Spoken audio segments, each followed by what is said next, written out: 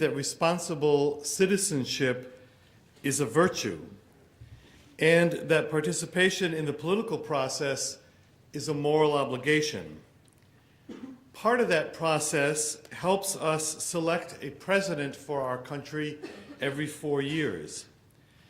Today, apparently, we are opening the latest beginning of the Democratic primary season for the 2004 election with the presence of the Reverend Al Sharpton. Thank you for being here, and it is my pleasure to introduce Ann Botteri, who is the Executive Director of the New Hampshire Institute of Politics.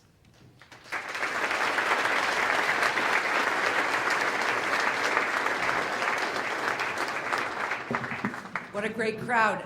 Thanks all of you for coming out on a Friday afternoon. We're really excited. We were taking bets, the Institute staff, chatting up about a month ago about who would be in first, and I just want you all to know that I called it. I knew it was going to be the Reverend Al Sharpton. So unfortunately, we didn't put any money on it. So, but I want to echo Father Jonathan's welcome. This is the official beginning of the primary season in New Hampshire. We expect to see a lot of candidates and traffic coming through here. Just a little bit about how the format's going to work. Reverend Sharpton is going to speak for 15 to 20 minutes, and after that we're going to take questions for approximately 20 minutes. There are microphones set up on either side of the room. When we get to the questions, if you could just get in line if you have a question so that we can take as many as possible. I'd like to ask everyone to turn their cell phones off so we won't have any interruptions during the remarks. And with that, it's my pleasure to introduce the Reverend Sharpton. He's been an active part of New York and national politics for several decades. He was born in 1954 in Brooklyn, New York, and has run for office 3 times. His first run was for the United States Senate in 1992, and he ran again for the United States Senate in 1994. In 1997, Reverend Sharpton ran for mayor of the city of New York. He has announced his candidacy and plans to form a presidential exploratory committee on January 21st.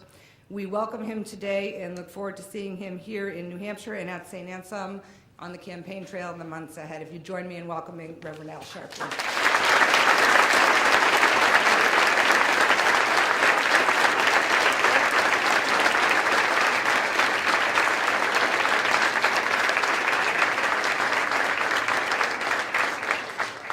Thank you very much. I'm very happy to be here. I will abide by the time schedule because I'm told that you have a controversial candidate speaking here today, so I want to get out the way so he can come on.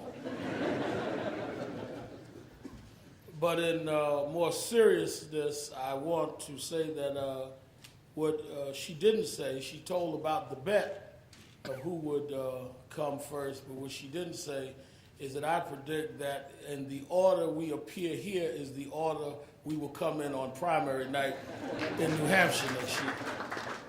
So tell Joe Lieberman he's behind me again.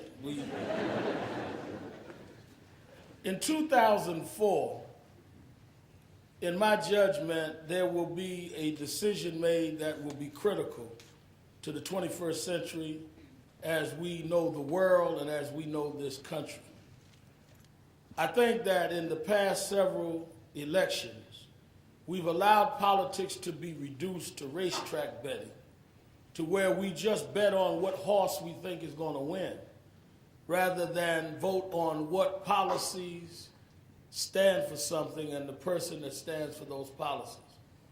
It is ironic to me that I come to New Hampshire the weekend that we prepare to celebrate the birthday of Martin Luther King Jr., because in many ways, Dr. King represented the kind of thing I'm talking about, and that is leadership that is not based on polls, but leadership that is based on what people should stand for and believe.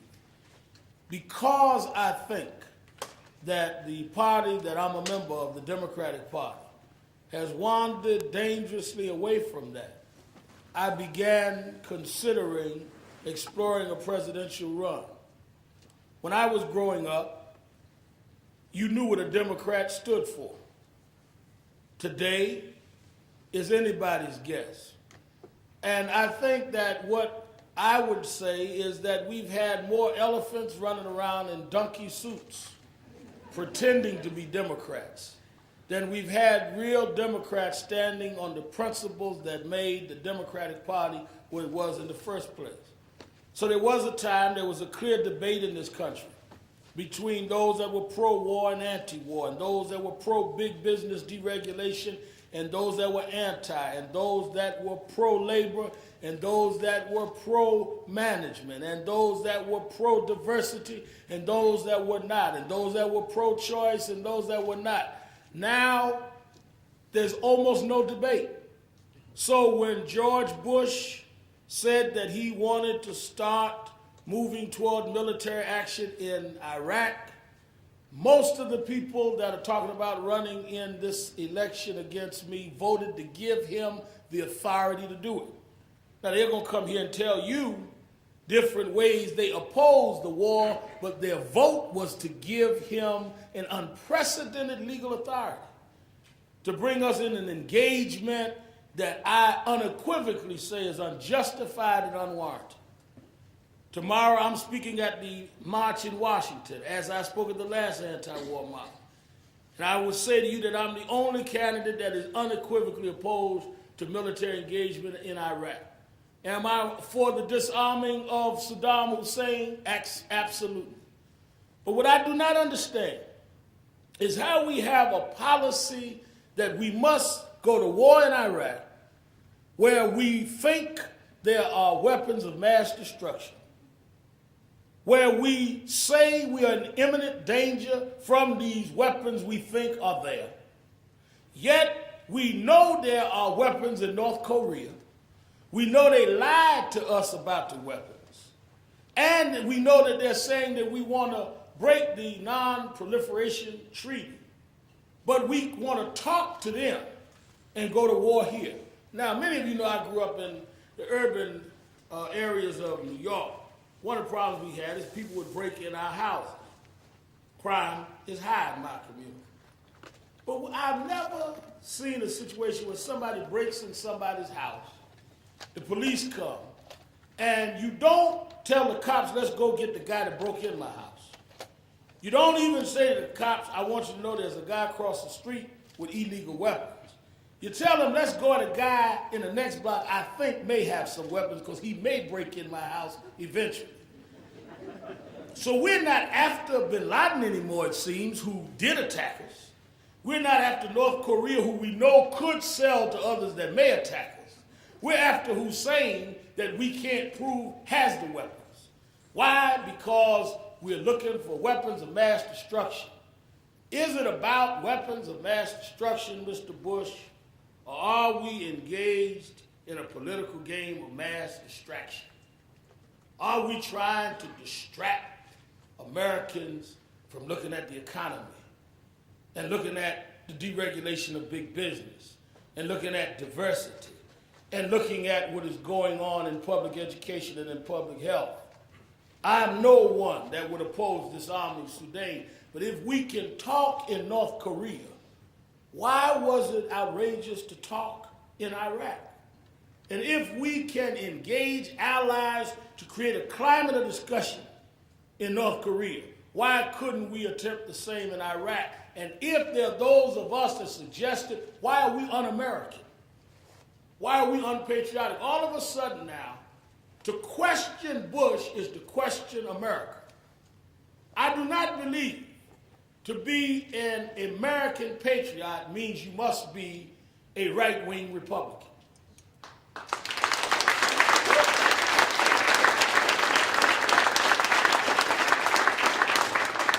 And in the present lingo of the political social order, they seem to try to equate the two, and I think that there must be some of us courageous enough to challenge that. What I propose, I would propose that we engage in the same diplomatic process in the question of Iraq that we have in the question of North Korea.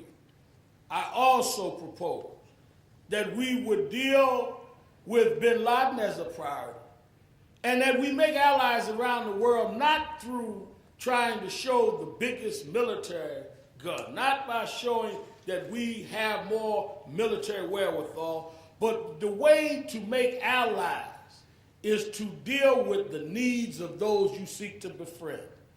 There are 1.1 billion people in the world today that want clean water. We have the technology, we have the engineers and the scientists that we could offer them. There are 2.7 billion people in the world that want sanitation systems to work. We ought to be talking about how we can help the world with our resources and our science and our skills, rather than playing big gun politics in a modern technology that people are not intimidated and in fact people are offended. Secondly, when you look at this economy, 6% unemployment, homelessness on the rise even in New Hampshire, affordable housing, affordable to whom? It's almost a joke that they would put the two terms together. And we see every day signs of the economic recovery not reaching the majority of Americans. And in that climate, the president proposes 2 tax cuts in 1 year, and both of them helping those at the top of the economic ladder rather than those in the middle and the bottom. And his answer when questioned is that if you give the top taxpayers the break, they will spend and hire and it will trickle down to everybody else. Well, I heard that when I was a kid from a guy named Ronald Reagan. And it's 22 years later, and we got the down, we never did get the trickle. And in fact, President Bush's daddy called Mr. Reagan's trickle-down economic plan voodoo economics. So now we got the voodoo economics.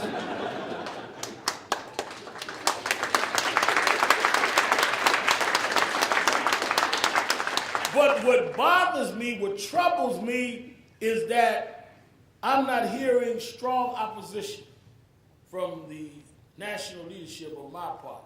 I don't understand how you have an opposition party if you're not opposed to nothing. Some of the guys running against me, notice I said against me, I'm already the front runner in this election,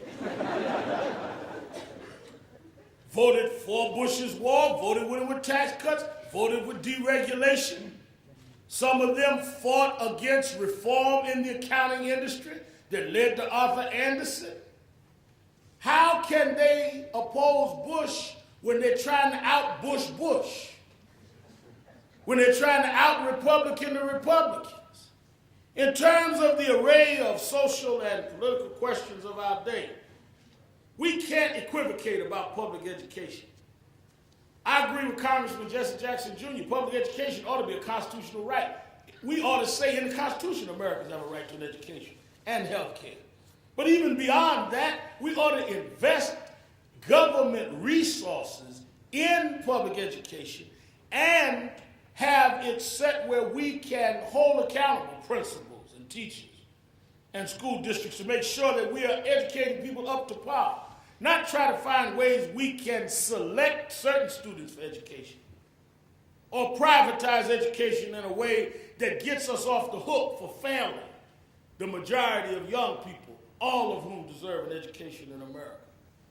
Healthcare in a society like this, we can give healthcare and protect healthcare in this state. State employees have healthcare. Rather than saying others don't have it, we ought to be fighting to get it, not arguing about crumbs, when we ought to be saying that the priority ought to be giving healthcare to all. But you can't do that if we're going to compromise with those that feel that it is in their benefit to have astronomical healthcare prices, and the pharmaceutical industry and others are given almost an unlimited way to do what they do, so that some seniors in America today have to choose 1 month to pay their rent and another month to pay for their prescription drugs. Another defining issue in the criminal justice system is the death penalty. I was embarrassed as a Democrat that a Republican governor in Illinois had more moral courage than any sitting Democratic governor in the United States to stay, let us study the death penalty, let us study the ramifications, and found it unfair, and commuted over 150 people, and absolutely turned around 4 cases, and said even his wife questioned him.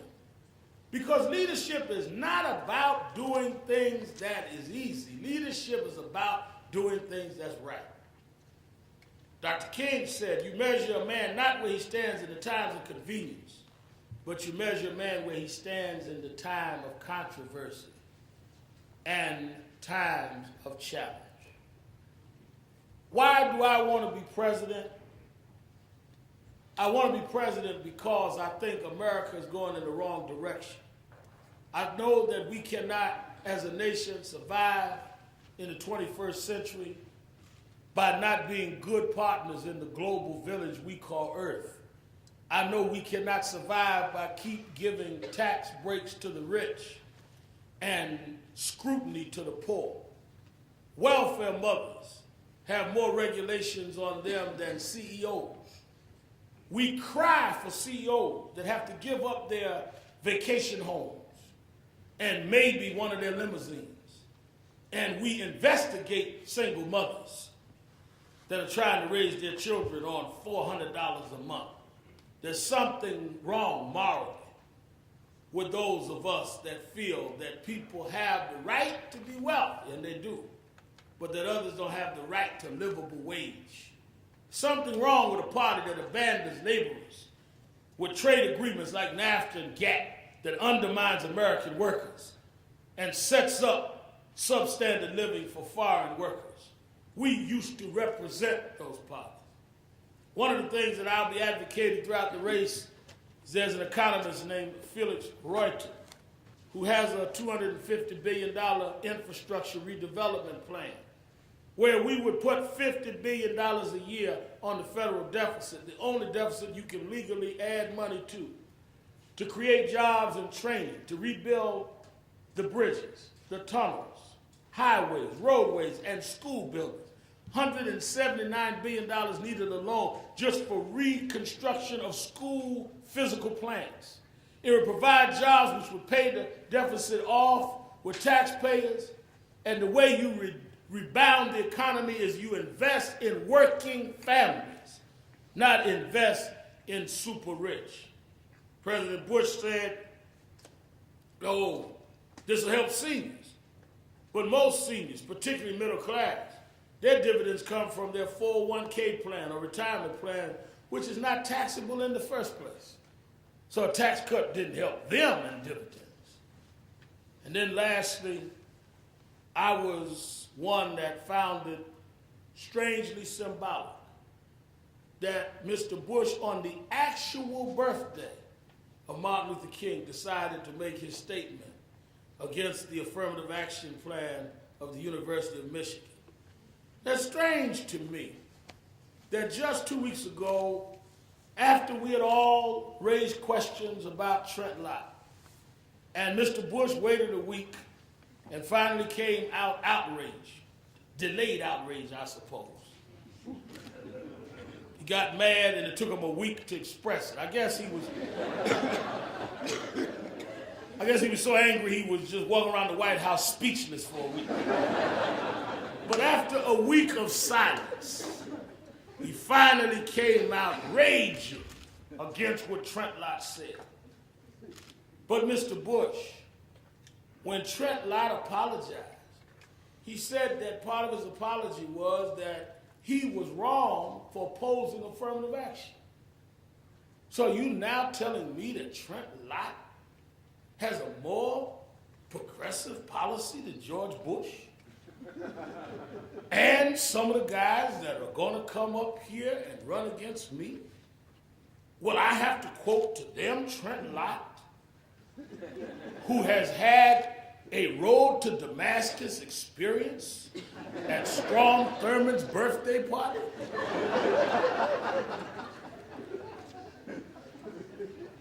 In conclusion, this race will not just be about winning. And certainly I would not run if I did not feel I could win and would win and running to win. People quoted me saying, oh, it's unlikely that I would win. No, it's unlikely they think I could win. But I've seen people come to New Hampshire far more unknown than me. They end up being president of the United States. Jimmy Carter's one. And there are some that have been far more controversial. People disagree with me on issues. I'm talking about people that had personal questions to deal with. Had nothing to do with the issue. Come through here and did well. But it's also going to be a race about defining what this party is about. Because with me in the race, they are not going to be able to duck the issues. They're not going to have a contest on who could say the same thing best. It's going to be about your position. Right now, you got 4 or 5 guys rehearsing on who can make the same speech better. I'm not trying to make that speech, because that speech, to me, does not speak to what we need to do in this country. How can the Democrats win? The Democrats must expand. But the expansion is not to the right that they've been trying for 15 years and losing. Let's remember, the so-called New Democrat is the old Democrat now. They've been in charge of this party since '88. And we've lost every congressional election listening to them saying, let's go to the right. And Newt Gingrich jumped out. And let's go to the right. And we got demolished in 2002. And how many times are you going to have the same coach lose the game before you say we need a new coach? Give him his ring, pat him on the back, and tell him to sit down on the bench.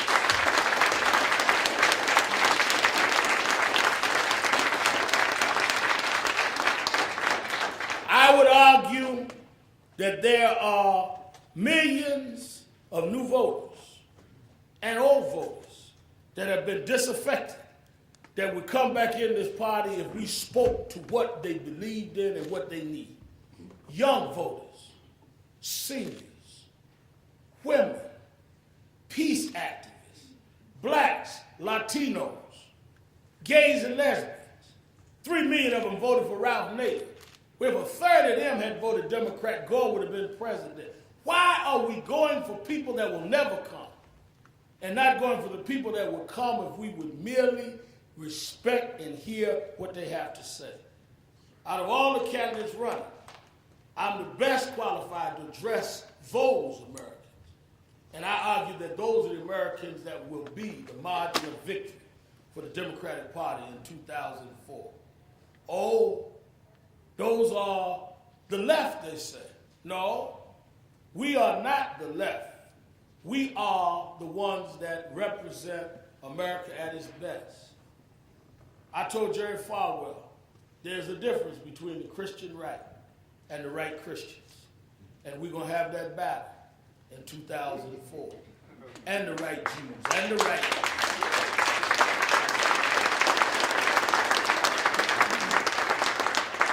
I remember after September 11th, I'll conclude on that, and I know this is my second conclusion, but you know,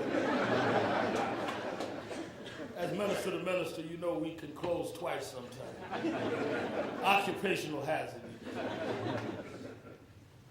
I remember after September 11th, I was at a radio station, and I was told at 9 o'clock when we began that we're going to pause at 10 o'clock because there's 1,000 radio stations around the country that's going to pause and play a tribute to the victims of 9/11. And I said, I certainly support that. In fact, a young man who was close to my daughter's lived with us 8 weeks. His mother died in the World Trade Center.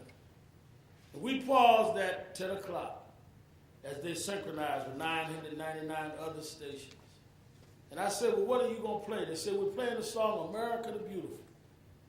And I said, oh, I see. And the station I was at, they played it by an artist I know well named Ray Charles. And Ray sung the song, and I sat there and listened as he sang through that CD.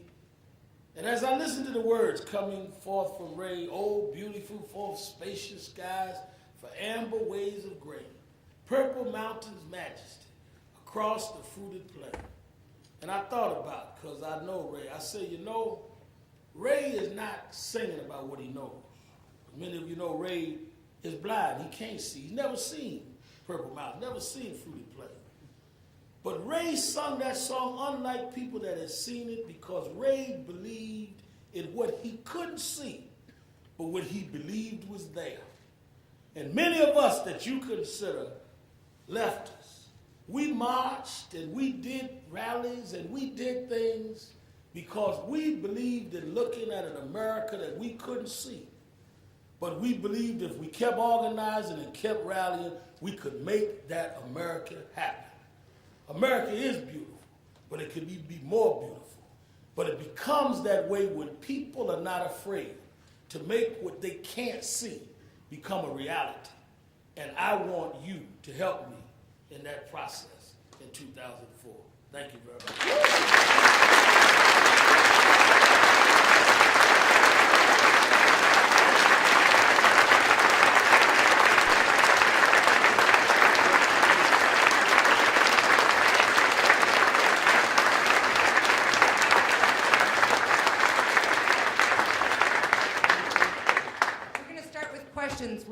Since we have somebody over there, we'll start over there. And if I could ask the line to move up here on the left, and then we'll just alternate, okay?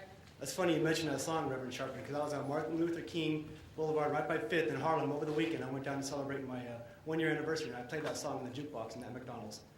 But my question is, there is a scripture in the Bible that says there is no partiality with God. In other words, God doesn't care whether you're white, black, whatever. He doesn't judge people on the basis of the color of their skin. Yet you preach that there should be partiality based on the color of skin, preferential treatment in college admissions. How do you justify being a reverend, preaching from the Bible, yet opposing something that is a core belief of God from the Bible? Well, first of all, partiality is not affirmative action. Affirmative action is saying that we must put things in place to assure diversity. If you look at the University of Michigan case, it talks about several things can be considered, among them race, because in the past racial identifications have been the basis of exclusion. So I think affirmative action was a plan, a conservative plan, started under Richard Nixon to try and make diversity a reality. It is not at all being partial against anyone. It's starting those that were partial against people of color. Had there not been institutional racism, there wouldn't have been a need for affirmative action. So you're saying two wrongs make a right? No, because I'm not saying that trying to repair it is wrong at all. I think that it is right. And I think, again, Richard Nixon and those that started it said that this is the way to make it right. When we had the Baca case in California, immediately after that, we went back to resegregated higher education. The evidence speaks for itself. Without forms of affirmative action in place, we will not have diversity. I think that it is an American way to do that. I don't think it's partiality at all. Thank you. Thank you. Are we going side by side? Or? Okay. Reverend That was Sharpton. left, this is right, on my side. Reverend Sharpton, welcome to New Hampshire. My question is in line with Senator Rangel's bill that he's bringing forward of reinstituting the draft. Can I ask your opinion on what you think of reinstituting? First of all, he's a congressman, unless he announced today he's running, and I don't know. He may have. I'm running for president. Maybe Charlie's running for the Senate. But I am not for the draft under any circumstances. But I welcome Congressman Rangel raising the issue because I think he raised it to say that many of the people that are talking about let's go to war are not going to participate, or members of their families won't participate. So I salute him in causing a very necessary dialogue and conversation that we need in America. But I, as one that grew up as a teenager during Vietnam, I could not support the draft because I don't even think under the draft circumstances that everybody serves. And I just could not see myself supporting the draft under any circumstances. Thank you for coming and speaking to us. I'm a newly professed Democrat, though I've had quite a few beliefs my entire life. One of the main issues that I think faces the nation is our energy crisis, and the environmental aspects of using oil and how important it is to look for alternative energy sources. If you are president, what will you do to help ensure that we move away from a dependency of oil and instead move to other ways of finding better energy? Well, the first thing I think that we certainly, and there is a study that I'm privy to that's going to be public that I'm going to be supporting that talks about alternative ways of dealing with how we get our energy. I think we should have, as a nation, signed the Kyoto Accords. I think that what we are doing is getting away from environmental issues in the name of allowing big business to almost have a free hand. I think what Whitman is doing, and I think what happened with the Alaska oil drilling all shows, and almost we don't care about the safety or protection or the solidity or sacredness of nature as long as people can make money. I would certainly put an end to those policies, and I certainly would invest because I think you get a return in having a non-oil-based energy plant in America. Now, of course, in order to have that, you have to have a president that is not answering to the oil barons of this country, and I think that that's part of the problem. Thank you very much. Good luck to you. Thank you. Hello, Reverend Sharpton. I'm one of the first African Americans in New Hampshire to ask you this question. Bill 55 is being brought to the House on the 23rd of this month for Governor Benson to sign on anti-discrimination. I would like your views on that. I think that it is clear that we should not in any way, shape, or form tolerate discrimination against people based on race, based on religion, based on sexual preference. And I think that any bill that effectively highlights that ought to be signed. I think that clearly, I never understood why the anti-hate bill, hate crime bill in Texas was not signed by Governor Bush. I remember when James Byrd Jr. In the late 90s, I don't want to give the wrong date, was killed in Jasper, Texas, dragged, where his head was found a mile from his torso. Governor Bush didn't even come to the funeral. Made great speech, but never came to the funeral. I think you can't call yourself compassionate and not deal with the outcomes of that. So if this bill addresses those issues, then fine. I think that that's what we need to have bills go with teeth in it, and not just that is rhetorical with no effect. I will email you on the 23rd. All right. Thank you. How do you do, Reverend? Fine. I wanted to return to that education problem and also what you were just saying here about anti-discrimination.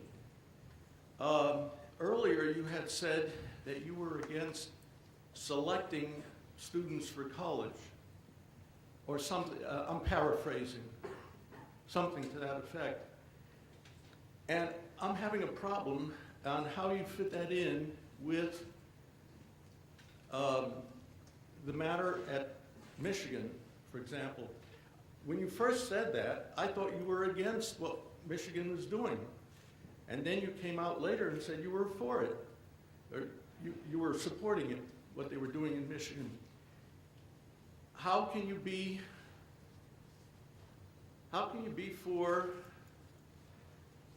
selecting students because of their skin color, giving them, 12 extra points just because of their skin color, and at the same time say you're against discrimination? No, what I said was that I'm against selecting students in privatized schemes of, we will take these XYZ students out of the public schools and give them private education. That's selecting students.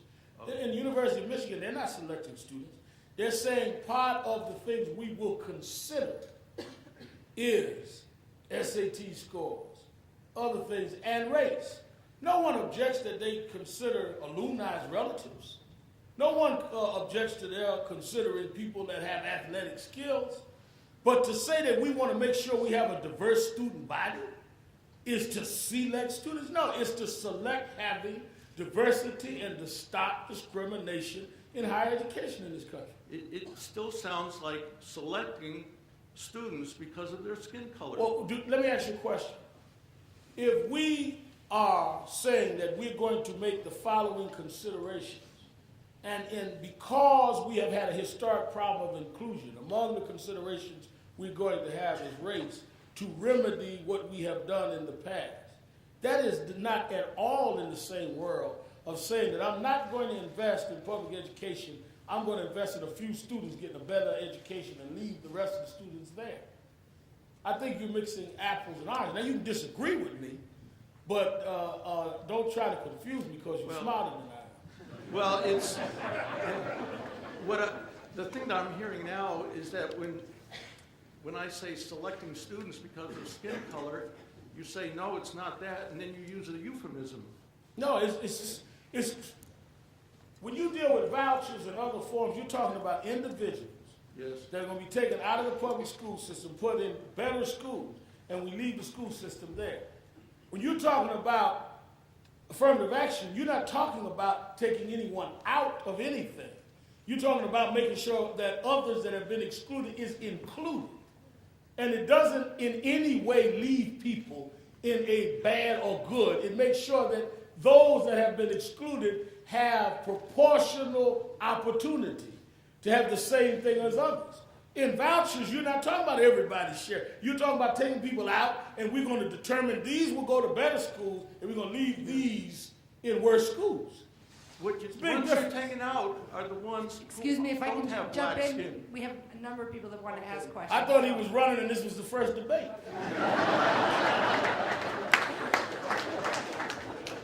Reverend Sharpton, you're a thoroughly convincing and eloquent speaker, I must acknowledge.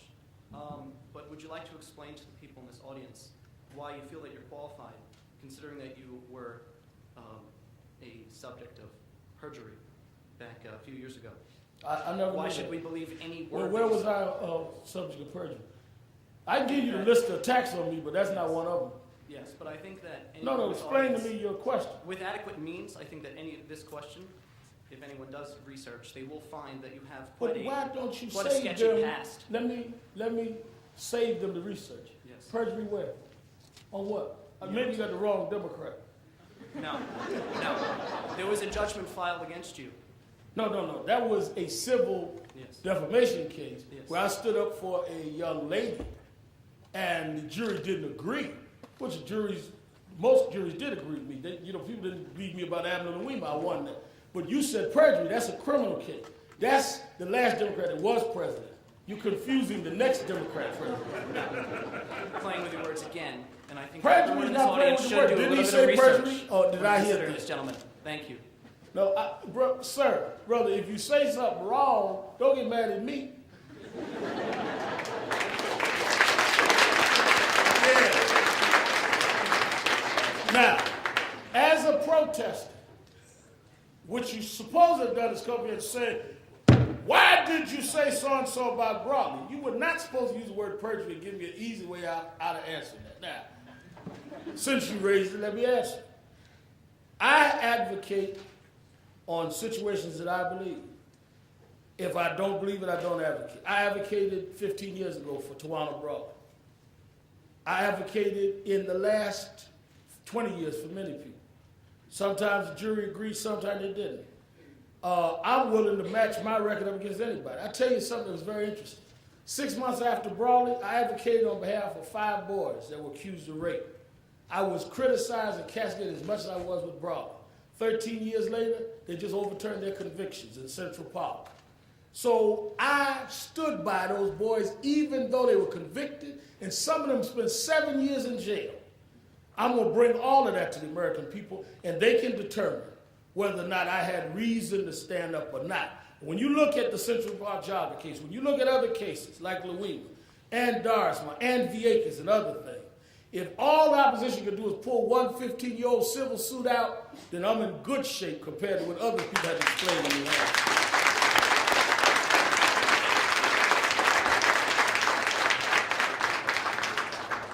Good day, brother.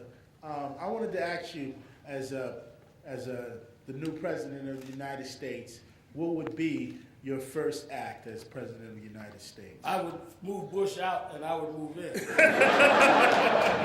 But second to that, and let me explain for the media, that he called me brother like I call him brother. He is not my brother. Just because he's fat and black and call me the next president. I don't want nobody to say I stacked the deck. I don't know him. I don't know. All right, fine. Let's just get that out the way early. Because they told me there wasn't that many brothers up here. The first thing I saw I got in the car here is he ran over and hugged me. I said, I know I fell asleep in the car, but I know I flew home. But anyway, I think the first thing to deal with is the economy. I really believe that unless we have new economic policies, unless we really invest in creating jobs, that we will not be able to turn this recessional period around. And with deregulation, we're going to end up with more people losing their retirement. I went to Houston and met with Enron workers of all colors. It was one of the most horrific things I've seen. People that worked all their lives, saved, and it's all gone. We've got to deal with the economic issues of deregulation and going back toward regulation and toward investing in job creation. Reverend Sharpton, President Bush just effected by executive order something which Congress couldn't bring itself to pass quite into law, and that was the program of faith-based giving, and it includes permission to the faith-based institutions to discriminate in their hiring so that they can hire the people that they want to hire, usually people who are part of their own system. And I wanted you to comment on your feelings about faith-based giving, the program that President Bush is advocating, and in your answer, if you could enlarge upon your feelings about separation of church and state, I'd appreciate it. Okay. First of all, as you know, I'm a minister. I'm probably going to be the only minister in this race, and I am unequivocally opposed to faith-based government funding. I think that it is dangerous. I think that it could lead to suspending people's civil rights. I think you open the door for services to be given to people, and that they then have to, in some way, lean toward practicing the faith of the server or the conduit of government funds. And I think to say that we're going to give funds to people that will discriminate against people that may not abide by the lifestyles or the preachings of the particular faith institution is un-American. I think that there must be a separation of church and state. I have the right to my personal beliefs, but I don't have the right to impose them on others, and I will protect people's rights to disagree with me. Many ministers disagree with my position, and I don't understand how. Even God gives you the right to choose. There's supposed to be a heaven and a hell. I may think you're going to hell, but I'm going to fight to give you the right to go there.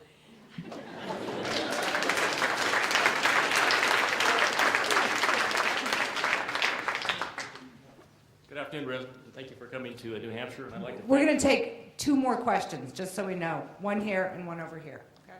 I'd also like to thank St. Anne's Hills College for holding this forum. I'm not a student here, but we really appreciate the opportunity to visit activities like this. So thanks very much to whoever organized this. Reverend, I'm going to address the issue again regarding the case before the Supreme Court and the University of Michigan. Hopefully I'll be a little bit more blunt about this. Theodore Olson, who's the Solicitor General for the United States of America, just stepped before the Supreme Court in a front of the court brief, and in so many words, distilled down to a few important issues, said, look, we don't feel that it is fair in that in this country, every man, woman, and child should be treated equally, and that the University of Michigan should take a black man or a man of color when compared to a white man such as myself and provide him a 20-point margin for admissions to the University of Michigan, which they are in fact doing. You can read that in the Wall Street Journal today. I have absolutely no case against affirmative action, and I tell you what really bothers me though is the fact that 2 gentlemen, let's say someone I went to school with, we played ball together, went to school together. He happens to be a man of different color. We both stepped before the admissions board, and because he is black or yellow or brown, and I am white, he is given a 20-point premium. He gets in, and I don't. All right, now. Strictly on a 20-point basis, Right. answer that question. I read Olson's brief. Right? I, in fact, night before last, talked to Senator Frist, the new majority leader, who I'm sure is supporting this, about my concerns. Let's use your analogy, dealing directly with the 20 points. If you and a friend of yours go before a college admissions board, there are several things that they look at to decide who they're admitting. They, again, have preferences sometimes for alumni, because they say that's good for the college. Right. If I may interrupt you, No, please. I didn't interrupt you. 20 points in all cases. Does anyone here argue that? They are giving 20 points if you are anything but white. Can I Please answer address your that. There's 80 left, and there are different things they use. They use alumni because they say it's good for the college. Is the 20 points still right? Answer my question. Yes, I'm trying to answer. So it's okay to discriminate, to give that man 20 points No, it's not regardless. discriminating. What I'm saying is Then what do you call it if it's not discrimination? He gets it, I don't. Well, I want him to answer the question. I'm trying to answer the question. Okay, answer the 20-point question, not the That 80, is exactly the 20. what, no, I'm answering the 20 points. Just like you won't on national television, you won't answer it here? It's all yours. Thank you, Mr. Russell. Now, all of the points are based upon what the college in question feels. In this case, University of Michigan is good for the college and good for the students. Based on the University of Michigan's own studies about racial exclusion, they felt that race should be a factor because the college needed, just like with alumni, just like with athletes, just like with SAT score, they needed to deal with diversity. There is nothing wrong with that being included in what they set up as their point system. Either you're going to have points or you're not going to have points. Either you're going to have things that you can consider or not. Okay. What you are arguing is there should be no points about nothing, I guess, and they should just go forward. There should be no points solely about race, and that is my only only argument. argument. Other things. You wouldn't mind being excluded on other things and continue to have a non-diverse And not blatantly student body. discriminate against because I happen to be white. No, they're not saying that at all. They're saying They that certainly are saying that by that is granting not the what 20 they're points. saying. That is They- absolutely what They they're are saying. saying that you build up points based on the following considerations, which I, again say, started under Republican Richard Nixon. And I Again. think that it was a conservative remedy for colleges to correct their past. So discrimination May I jump is in? acceptable. Or Thank you may- very much. It's One more discrimination. question. Reverend, throughout your speech, you talked about funneling money into education, providing universal health care, and also a large infrastructure program, possibly and most likely adding money to the federal deficit. In the end, do you just basically plan on raising taxes? Absolutely not. I think that what you do is you have priorities on the revenue that you already have. You have tremendous resources that is in the federal government that I think is not being spent properly. Look at the fact in the military. They've just uncovered where you got huge multi-million-dollar contracts just furnishing the Pentagon sitting there. I would cut the present fat in the federal budget, not raise one dime of tax, and invest in the American people rather than invest in a lot of the garbage that we're investing in now as a country. I'm not the one.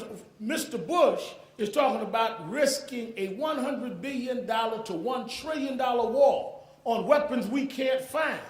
I'm talking about having grandma afford her prescription drugs. I think what I'm talking about is a lot more needed.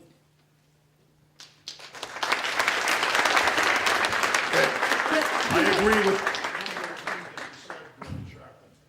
a number of things. Here's one conservative Republican that doesn't think criticizing Bush on the war is unpatriotic.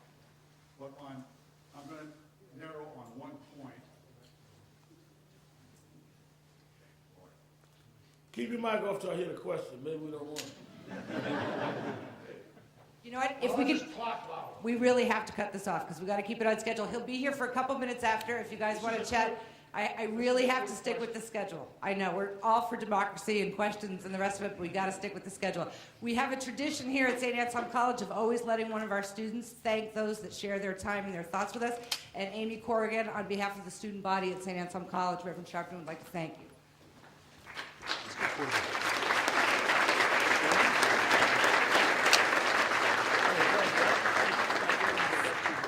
behalf of everyone here at St. Anselm College, we'd just like to say thank you to the Reverend for coming and speaking with us this afternoon, and also getting us excited about 2004. Thank you.